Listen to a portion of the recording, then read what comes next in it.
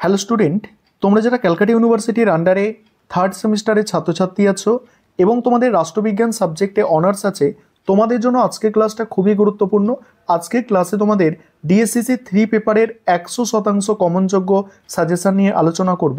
তোমাদের ডিএসসিসি 3 পেপারটার নাম দেখছো তোমরা, যে political theory approach and debate. এই পেপারটা তোমাদের ডিএসসিসি 3 পেপার হিসাবে পড়তে হবে এবং তোমাদের থার্ড সেমিস্টারে পলিটিক্যাল সায়েন্স অনার্সে টোটাল 3টি পেপার পড়তে হবে, অর্থাৎ দুটি ডিএসসিসি পেপার, একটা 3 একটি 4 এবং আরেকটি এসইসি 3 পেপার। এই 3টি পেপার তোমাদের থার্ড সেমিস্টারে পড়তে হবে, তাই সিলেবাস সেকেন্ড সেমিস্টারের থেকে অনেকটা বেশি, অর্থাৎ একটা পেপার বেশি পড়তে হচ্ছে, তাই তোমাদের পড়াশোনা কিন্তু এবারে একটু আগে থেকেই শুরু করতে হবে। যাই হোক, এবারে তোমরা সম্পূর্ণ সাজেশনটা দেখে নাও এবং সাজেশনটা খুব ভালো করে বিশ্লেষণ করে তোমাদের জন্য রেডি করা হয়েছে, যাতে তোমরা একটু কম পড়ে বেশি প্রশ্নের উত্তর করে আসতে পারো। দেখে নাও। দেখো, প্রথমে 10 নম্বর এবং 20 নম্বরের জন্য যে প্রশ্নগুলো দেওয়া হয়েছে দেখো, এবং এই সাজেশনটা ভালো করে শুনবে, কারণ এখানে বোঝার একটু ব্যাপার আছে তোমাদের, ঠিক আছে? সেই জন্য তোমাদের ভালো করে মনোযোগ সহকারে শুনতে হবে। যেমন প্রথম প্রশ্ন দেখতে পাচ্ছ, নীতিবাচক এবং অভিজ্ঞতাবাদী দৃষ্টিভঙ্গি মানে পারস্পরিক সম্পর্ক যে ব্যাপারটা আছে, ঠিক আছে? পারস্পরিক সম্পর্ক যে ব্যাপারটা আছে, আর কি অর্থে আচরণ বলছে, কি অর্থে আচরণবাদ একটি পদ্ধতিগত বিপ্লব। এই প্রশ্নটা দেখো 2024 সালে 20 নম্বরে এসে গিয়েছে এই প্রশ্নটা, কিন্তু তোমাদের জন্য এটা 10 নম্বরে গুরুত্বপূর্ণ। তবে 10 নম্বর কিভাবে করবে, এখানে তোমাদের করতে হবে যে নীতিমানবাচক ও অভিজ্ঞতাবাদী দৃষ্টিভঙ্গি সম্পর্ক, এটা এই পার্টটা, এই পোর্শনটা 10 নম্বরে তোমাদের করতে হবে। এবং আচরণবাদকে কি পদ্ধতিগত বিপ্লব বলা হয়, এই পোর্শনটা তোমাদের 10 নম্বরের জন্য রেডি করতে হবে। অর্থাৎ এটা টানা 20 নম্বরে আসবে না, 10-10 করে আসতে পারে। এবং তোমরা জানো 10 নম্বরের প্রশ্ন তোমাদের খুব বেশি নয়, 150 শব্দের মধ্যে মাত্র লিখতে হয়। এই বিষয়গুলো একটু মাথায় রাখতে হবে। এটা কিন্তু 500 শব্দের মধ্যে লিখে দিলে হবে না, বুঝেছো?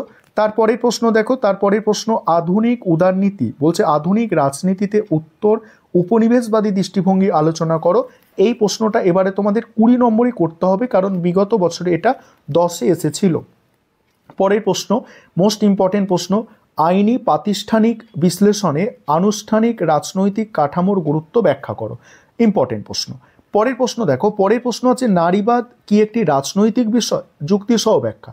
অর্থাৎ নারীবাদ রাজনৈতিক বিষয়ে যুক্তিসহ ব্যাখ্যা, এই প্রশ্নটাও তোমাদের কিন্তু 10 নম্বরে করতে হবে। গতবারে এটা 20 নম্বরে এসে গিয়েছে। পরের প্রশ্ন, রাষ্ট্রবিজ্ঞানে আচরণবাদী দৃষ্টিভঙ্গির গুরুত্ব সীমাবদ্ধতা, এটা একদম ভিআইপি লেভেলের প্রশ্ন তোমরা বলতে পারো। মোস্ট ইম্পর্টেন্ট প্রশ্ন, 10 বা 20 উভয়ই আসতে পারে। পরের প্রশ্ন, নারীবাদ পিতৃতান্ত্রিকতার নিষ্পেষণ উন্মোচন করে, ব্যাখ্যা করো। মোস্ট ইম্পর্টেন্ট প্রশ্ন। আচরণবাদী দৃষ্টিভঙ্গির বৈশিষ্ট্য এবং একে কেন মেথোডোলজিক্যাল রেভলিউশন দেখো বলা হয়, ব্যাখ্যা করো। ইম্পর্টেন্ট প্রশ্ন। উদারনীতিবাদের বিবর্তন, মোস্ট ইম্পর্টেন্ট প্রশ্ন। উদারনীতিবাদের বিবর্তন বা উদারবাদের বিবর্তন, মোস্ট ইম্পর্টেন্ট প্রশ্ন। পরের প্রশ্ন, রাজনীতি চর্চায় নীতিমানবাচক দৃষ্টিভঙ্গির গুরুত্ব সীমাবদ্ধতা, ইম্পর্টেন্ট প্রশ্ন। তারপরে নয়া উদারনীতিবাদী দৃষ্টিভঙ্গি আলোচনা করো, নয়া উদারনীতিবাদী দৃষ্টিভঙ্গি আলোচনা করো। মোস্ট ইম্পর্টেন্ট প্রশ্ন। কাঠামো কার্যগত দৃষ্টিভঙ্গি, এটা গতবারে দেখো, গতবারে কিন্তু এখানে কাঠামো কার্যগত যে দৃষ্টিভঙ্গি, গতবারে কিন্তু এটা আসেনি, ঠিক আছে? এখানে মেনশন করা হয়েছে, যাই হোক, এটা কিন্তু গতবারে পরীক্ষায় আসেনি, এটা তোমাদের জন্য করতে হবে। কাঠামো কার্যগত দৃষ্টিভঙ্গি আর ব্যবস্থা জ্ঞাপক দৃষ্টিভঙ্গি, এই দুটো কিন্তু তোমাদের অবশ্যই একটু দেখে যেতে হবে।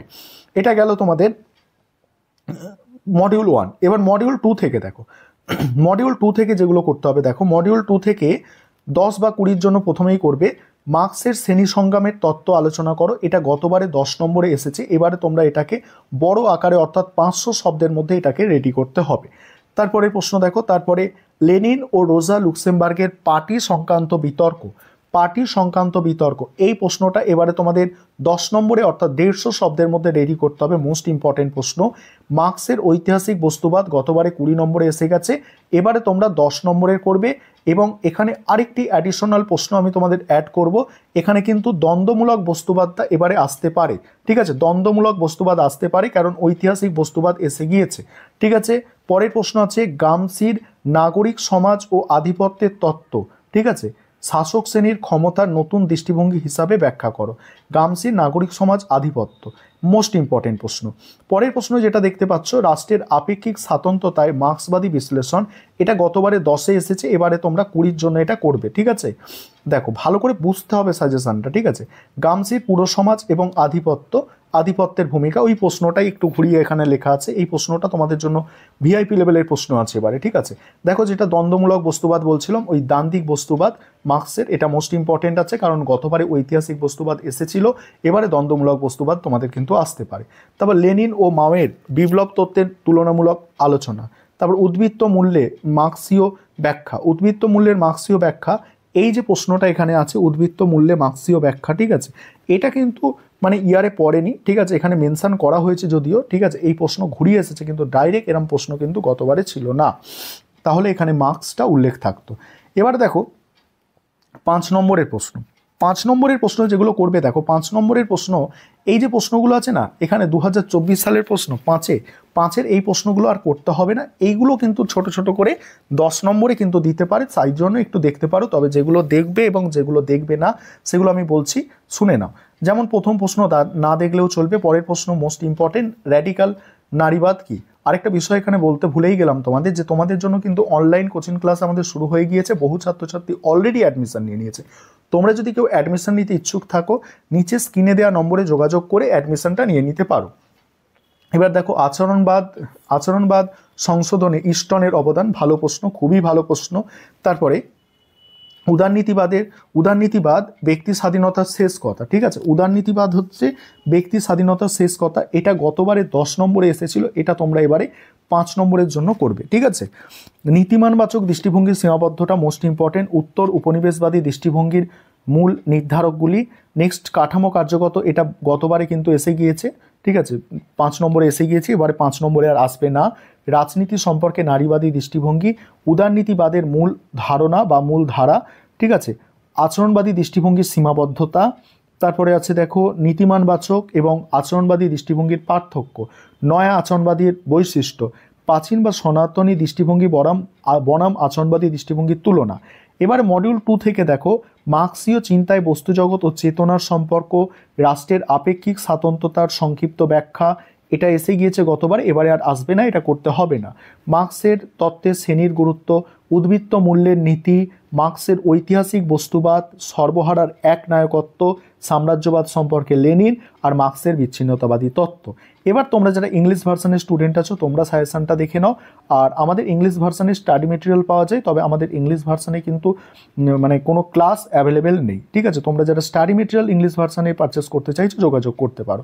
আর আমাদের বেঙ্গলি ভার্সনের তোমরা যারা স্টুডেন্ট আছো, তোমরা যত তাড়াতাড়ি পারো অ্যাডমিশন নিয়ে নিতে পারো, যারা ইচ্ছুক ছাত্রছাত্রী আছো, কারণ আমাদের কিন্তু ক্লাস অলরেডি শুরু হয়ে গিয়েছে, আর অনেক ছাত্রছাত্রী আমাদের অ্যাডমিশন অলরেডি নিয়ে নিয়েছে। দেখো তোমরা সম্পূর্ণ সাজেশন দেখে নাও।